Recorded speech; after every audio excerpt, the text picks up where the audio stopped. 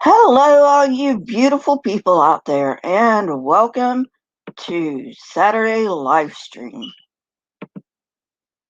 We are going to do Today in History, or Comment of the Week first. Sorry about that. Comment of the Week goes to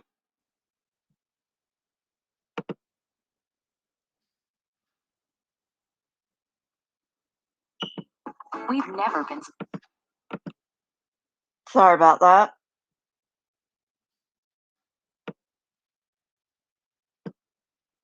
The Outlarky under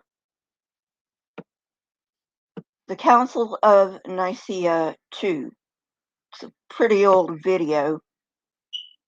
Another thing I would wish to add, a lot of names of bishops and patriarchs of the church were purposefully redacted. Famous example is Nicholas of Myra, aka Santa Claus, who was often redacted after being proclaimed a saint as he was supposed to be violent during the synod. The other version of the story is that Arians and heretics added him in instead, along with the violence, to discredit the synod.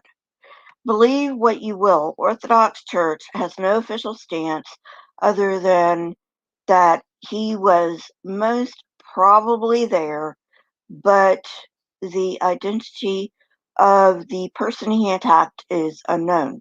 Legends say it was Arius of Alexandria himself, but that's purely a legend. You can believe it and tell it to Christians if you want. I don't know whether I believe it. And to be honest, I really don't care. But you know, I thought the interesting fact was that the real Santa Claus was at the Council of Nicaea, so that's why I included it. I thought that was a bit funny.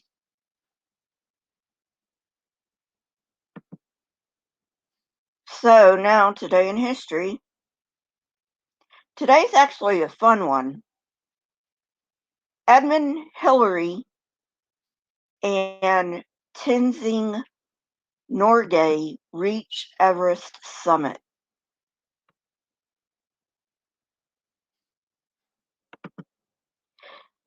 At 11:30 a.m.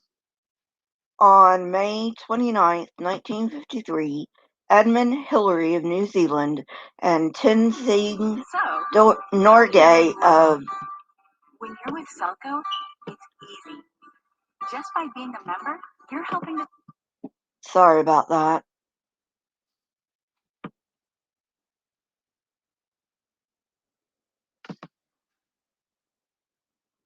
At 11:30 a.m. on May 29, 1953, Edmund Hillary of New Zealand and Tenzing Norgay, a Sherpa of Nepal, became the first explorers to reach the summit of Mount Everest, which at 29,035 feet above sea level is the highest point on Earth. The two, part of a British expedition, made their final assault on the summit after spending a fitful night at 27,900 feet. News of their achievement broke around the world on June 2nd, the day of Queen Elizabeth II's coronation, and Britons hailed it as a good omen for their country's future.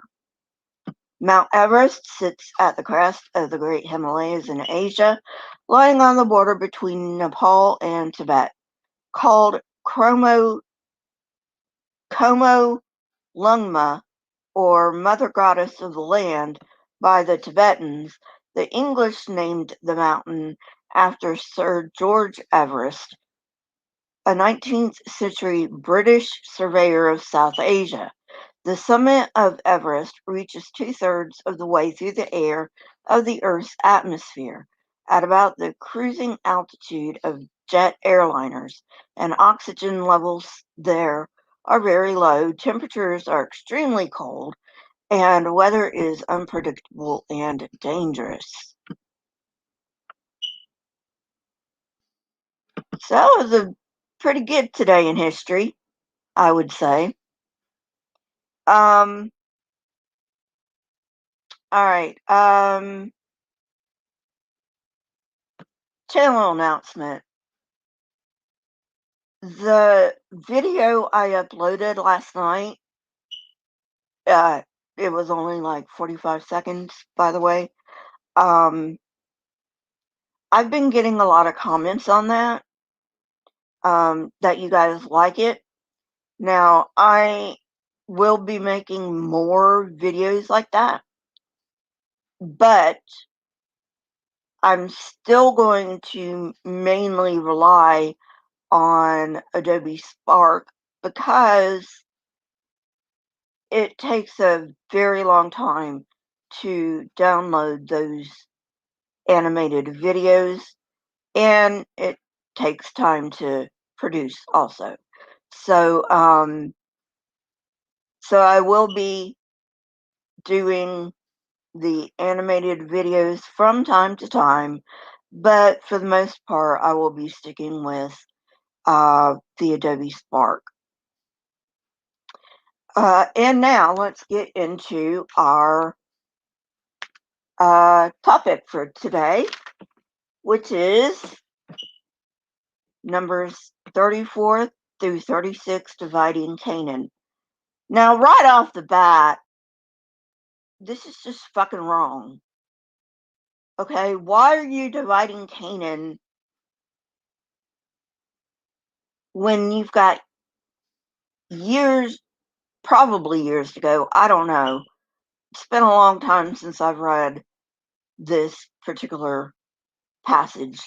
Um, you know, um, but it's make believe anyway. I don't know why they had to put this in there. I don't know, maybe to make it more believable or whatnot, but it really doesn't make it any more believable. Um, so, starting with chapter 34, the Lord said to Moses, "Command the Israelites and say to them, when you enter Canaan, the land that will be allotted to you as an inheritance is to have these boundaries. Your southern side will include some of the desert of Zin along the border of Edom. Your southern boundary will start in the east from the southern end of the Dead Sea, from the cross. Okay, sorry. Your southern boundary will start in the east from the southern end of the Dead Sea, cross south of Scorpion Pass, continue on to Zin, and go south of Kadesh Barnea. Then it will go to Hazar Adar and over to Asman, where it will turn, join the Wadi of Egypt, and end at the Mediterranean Sea. Your western boundary will be the coast of the Mediterranean Sea. This will be your boundary on the west." Oh my fucking God, I'm bored already.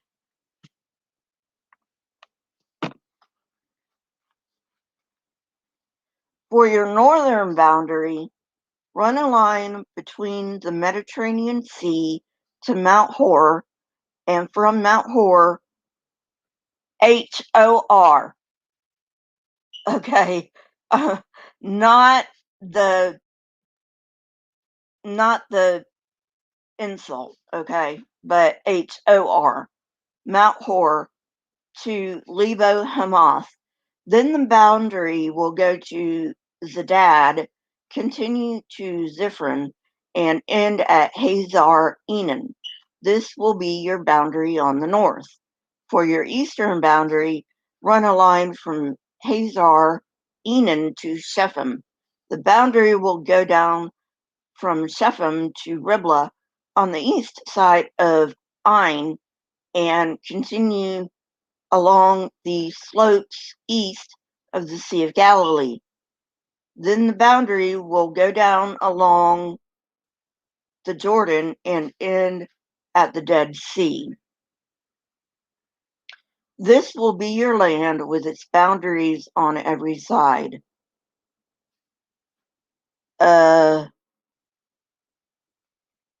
Okay.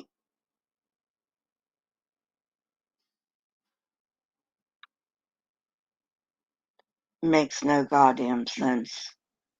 But when does this book ever make sense? Verse 13, Moses commanded the Israelites, assign this land by lot as an inheritance. The Lord has ordered that it be given to the 9.5 tribes, because the families of the tribe of Reuben, the tribe of Gad, and the half tribe of Manasseh have received their inheritance. These 2.5 tribes have received their inheritance east of the Jordan, across from Jericho toward the sunrise. The Lord said to Moses, These are the names of the men who are to assign the land for you as an inheritance: Eleazar the priest and Joshua son of Nun. And appoint one leader from each tribe to help assign the land. These are their names. Just a minute. I gotta get something to drink. My mouth's getting dry.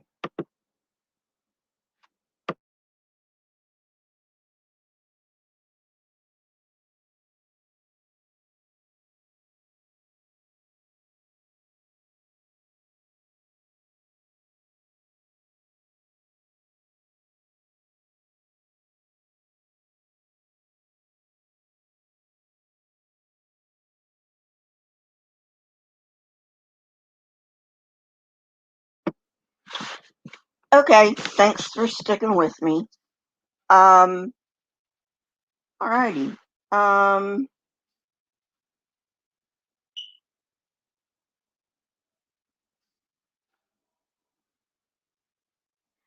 Verse 16, the Lord said to Moses, These are the names of the men who are to assign the land for your inheritance: Eleazar the priest and Joshua son of Nun. And appoint one leader from each tribe to help assign the land. These are their names: Caleb son of Jephunneh from the tribe of Judah, Shemuel son of Ammihud from the tribe of Simeon, Eldad son of Kislon from the tribe of Benjamin, Buki son of Jogli, the leader from the tribe of Dan. Okay, I've got a question at this point. Are they just making these fucking names up? Because I swear to God, I'm not. I am reading them. I'm probably mispronouncing them, but I'm reading them exactly as they're written, as I would think they would be pronounced. But I mean, seriously, Buki and Jogli? Ugh. Anyway, moving on.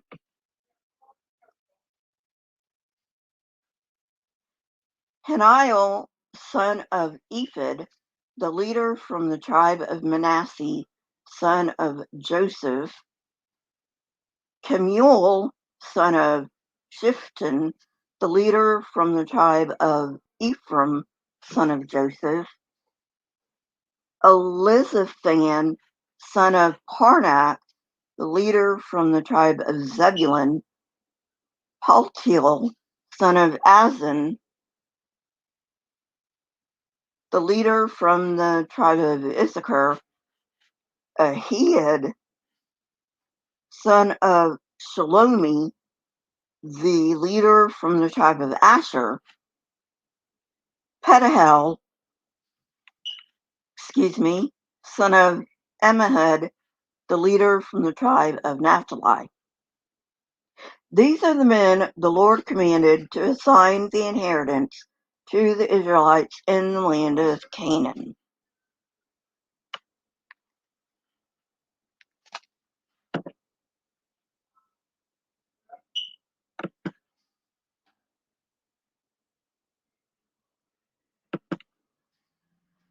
Okay, on to chapter 25. And this is, again, going to be boring. Nothing I can do about that. On the plains of Moab, by the Jordan, across from Jericho, the Lord said to Moses, "Command the Israelites to give the Levites towns to live in from the inheritance the Israelites will possess, and give them pasture lands around the towns. Then they will have towns to live in and pasture lands for their cattle and all their other animals. The pasture lands around the towns that you give the Levites will extend 1,000 cubits from the town wall. Outside the town, measure 2,000 cubits on the east side, 2,000 on the south side, 2,000 on the west, and 2,000 on the north, with the town in the center. They will have this area as pasture land for the towns. 6 of the towns you give the Levites will be cities of refuge, to which a person who has killed someone may flee. In addition, give them 42 other towns. In all, you must give the Levites 48 towns, together with their pasture lands. The towns you give the Levites from the land the Israelites possess are to be given in proportion to the inheritance of each tribe. Take many, many towns from a tribe that has many, but few from one that has few. Then the Lord said to Moses, "Speak to the Israelites and say to them, when you cross Jordan into Canaan, select some towns to be your cities of refuge, to which a person who has killed someone accidentally may flee. They will be places of refuge from the avenger, so that anyone accused of murder may not die before they stand trial before the assembly. These 6 towns you will give, these 6 towns you give will be your cities of refuge. Give 3 on this side of the Jordan and 3 in Canaan as cities of refuge. These 6 towns will be a place of refuge for Israelites and foreigners residing among them, so that anyone who has killed another accidentally may flee there." I know it's boring, I'm sorry about that. If anyone strikes someone a fatal blow with an iron object, that person is a murderer. The murderer is to be put to death. Or if anyone is holding a stone and strikes someone a fatal blow with it, that person is a murderer. The murderer is to be put to death. Or if anyone is holding a wooden object and strikes someone a fatal blow with it, that person is a murderer. The murderer is to be put to death. Okay, well, that doesn't seem right. I mean, I know justice was fucked up back then, but our justice system nowadays realizes the difference between manslaughter and murder. And I mean, seriously, what if the dude or dudette just got angry at the person, and did something stupid?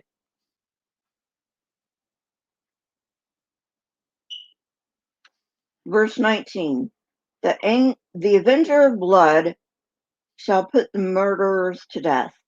When the avenger comes upon the murderer, the avenger shall put the murderer to death. If anyone with malice aforethought saves another or throws something at them intentionally, oh, sorry. If anyone with malice aforethought shoves another or throws something at them intentionally so that they die, or if out of enmity one person hits another with their fist so that the other dies, that person is to be put to death. That person is a murderer. The avenger of blood shall put the murderer to death when they meet. Okay, again, this is another not fair thing. Because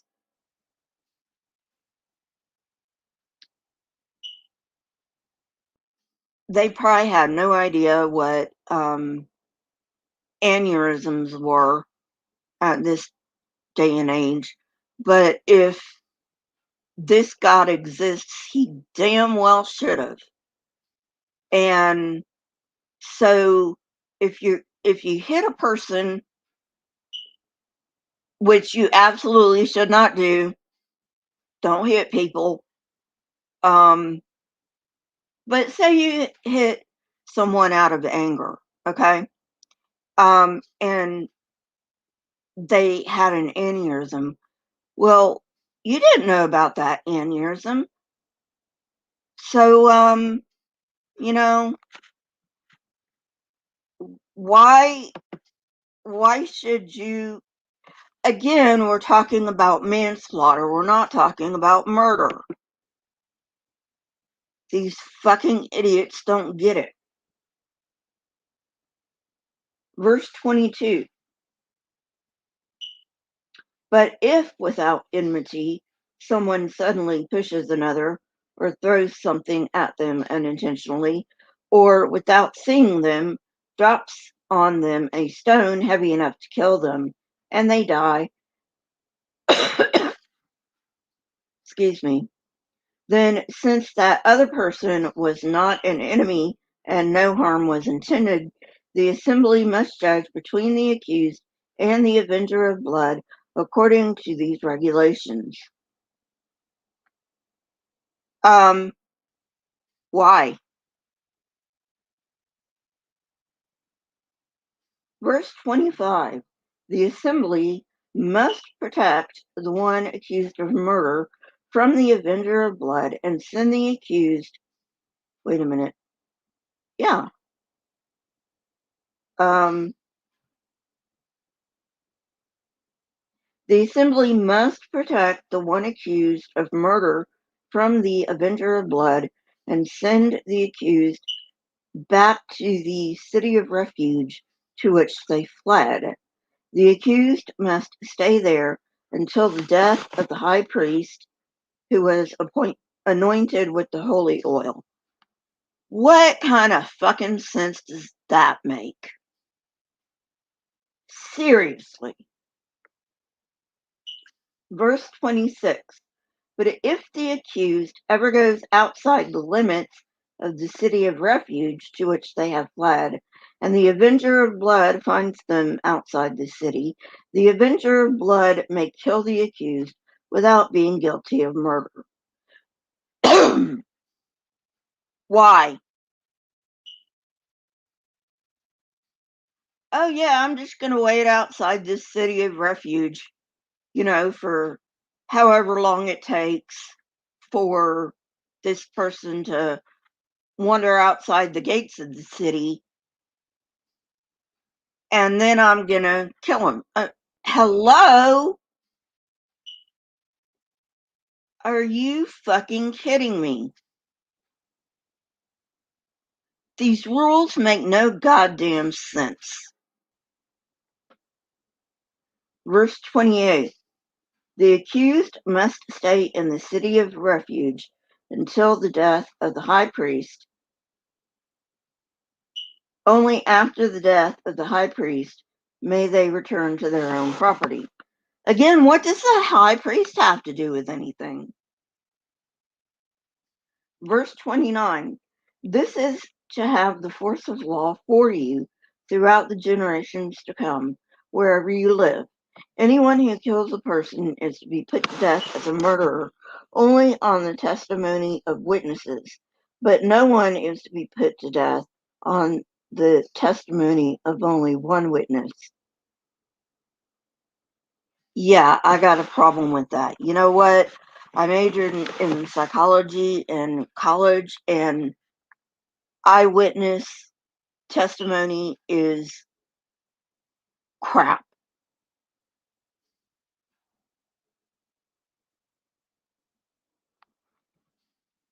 Okay? It just is. I know that most eyewitnesses at least, want to do the right thing, you know, and tell the cops, you know, who they saw, but it's a huge problem within the justice system. Um, and so our justice system in the United States, I don't know about anywhere else, we really don't rely on eyewitness testimony much anymore because of that exact same thing. All right, verse 31. Do not accept a ransom for the life of a murderer who deserves to die. They are to be put to death. Do not accept a ransom for anyone who has fled to a city of refuge, and so allow them to go back and live on their own land before the death of the high priest. Someone please tell me what the goddamn fucking high priest has to do with anything. Do not pollute the land where you are. Bloodshed pollutes the land, and atonement cannot be made for the land on which blood has been shed, except by the blood of the one who shed it. Do not defile the land where you live and where I dwell, for I, the Lord, dwell among the Israelites. Well, that's funny, God, because I thought you lived in the heavens and I thought you were omnipresent. How the fuck does this make any sense? And then I know, it doesn't make any sense. And why would I expect the Bible to make any sense? Chapter 36. The family heads of the clan of Gilead, son of Machir, the son of Manasseh, who were from the clans of the descendants of Joseph, came and spoke before Moses and the leaders, the heads of the Israelite families. They said, when the Lord commanded my Lord to give the land as an inheritance to the Israelites by lots, he ordered you to give the inheritance of our brother Zelophehad to his daughters. Now suppose they marry men from other Israelite tribes. Then their inheritance will be taken from our ancestral inheritance and added to that of the tribe they marry into. And so part of the inheritance allotted to us will be taken away. When the year of Jubilee for the Israelites comes, their inheritance will be added to that of the tribe into which they marry, and their property will be taken from the tribal inheritance of our ancestors.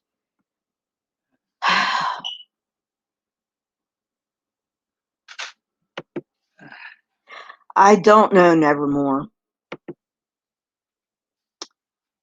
The year of Jubilee was never celebrated. Not once. Not once.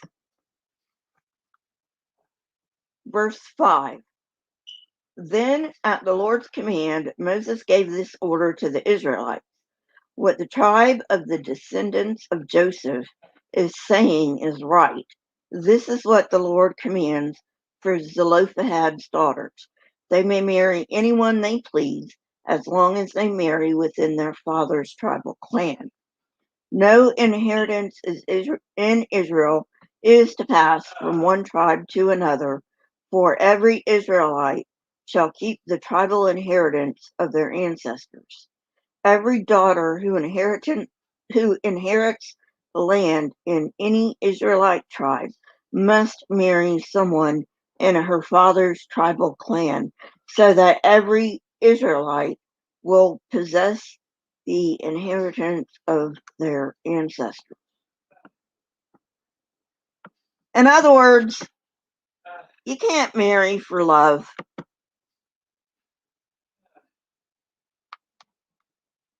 And what's love got to do with it anyway?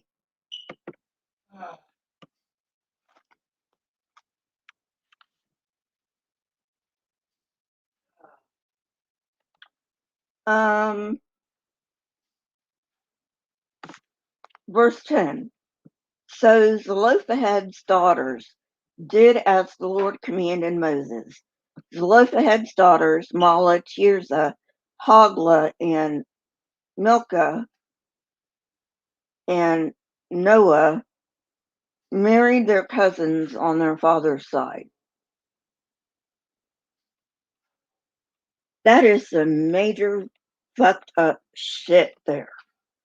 And again, did they just pull these names from a hat or something? Or did they, you know, decide to draw, I don't know, letters from a hat or something, and that's the name, whatever name they give to these idiot people, they would, um, yes, Nevermore. Seriously, I say that too much. I say that too much for this fucking book.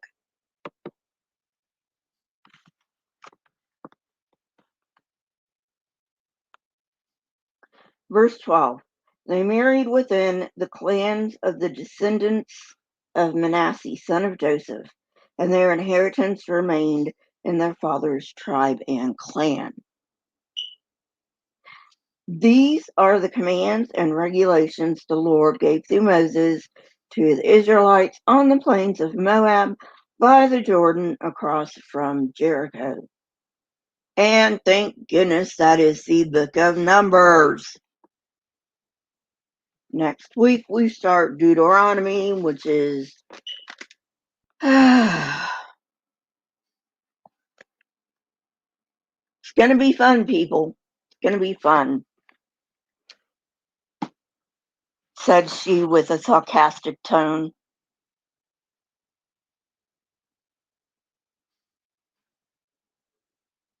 So anyway, wow. Wow.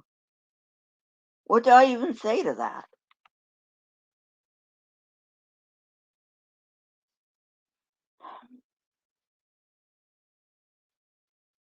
And why are they dividing Canaan in the wilderness?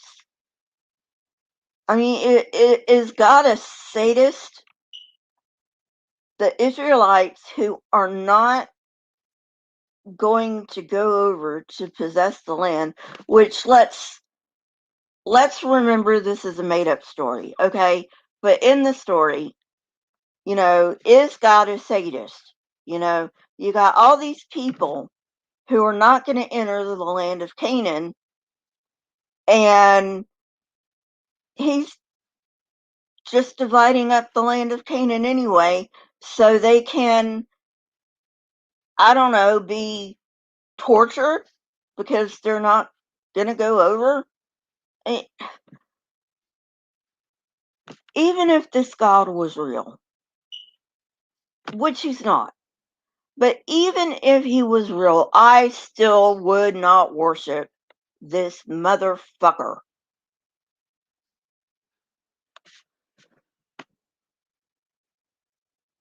So anyway, I don't know.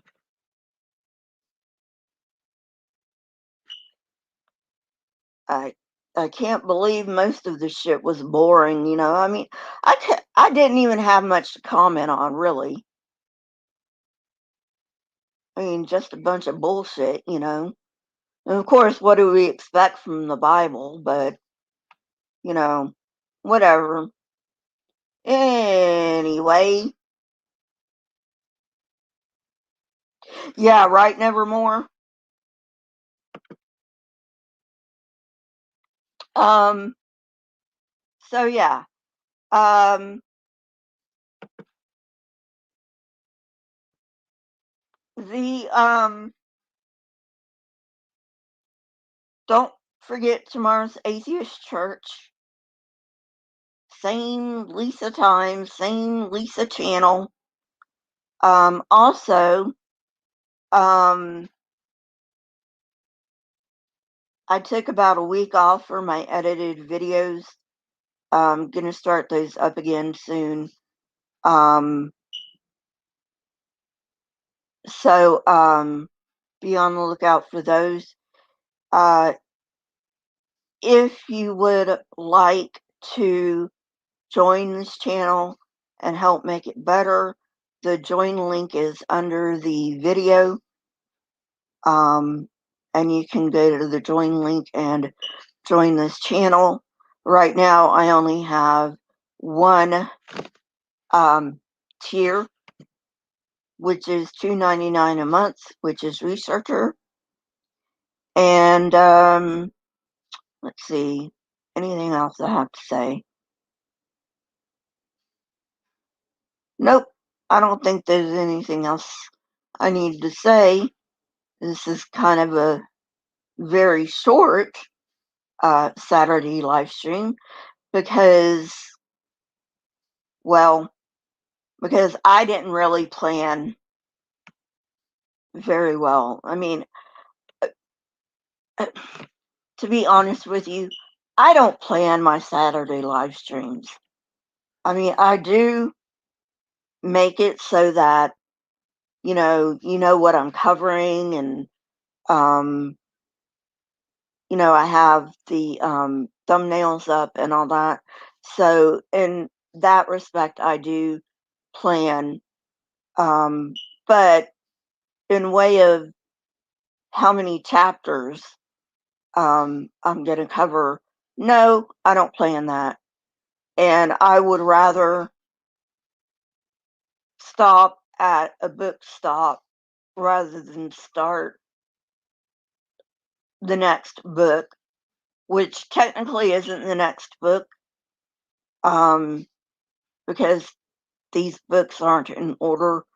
But at any rate, I think you get my meaning.